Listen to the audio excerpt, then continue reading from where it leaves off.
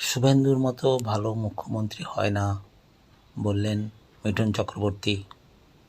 একে অপরের প্রশংসায় পঞ্চমুখ হলেন বাংলার মুখ্যমন্ত্রী শুভেন্দু অধিকারী ও অভিনেতা তথা বিজেপি নেতা মিঠুন চক্রবর্তী।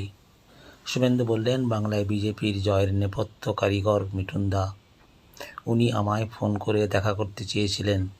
আমি বলেছিলাম, আপনার তৈরি মুখ্যমন্ত্রী আপনার কাছে যাবে, তাই এসেছি। মিঠুন বললেন, শুভেন্দুর মতো ভালো মুখ্যমন্ত্রী আর হয় না।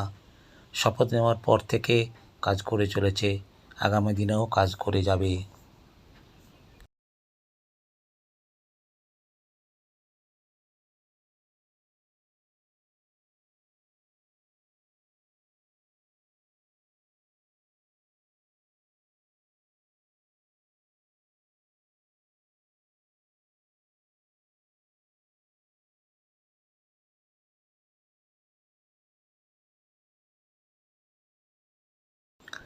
ছবি পোস্ট করলেন শুভেন্দু। শনিবার সকালে মিঠুন চক্রবর্তীর নিউটাউনের বাড়িতে গিয়ে তার সঙ্গে দেখা করেন সিএম শুভেন্দু অধিকারী। তারপর সোশ্যাল মিডিয়ায় তিনি লেখেন, 2021-এর পর থেকে 2026-এ বিজেপির সরকার গঠন পর্যন্ত পশ্চিমবঙ্গের পরিবর্তনের লক্ষ্যে এ রাজ্যের প্রতিটি প্রান্তে ছুটে বেরিয়েছেন।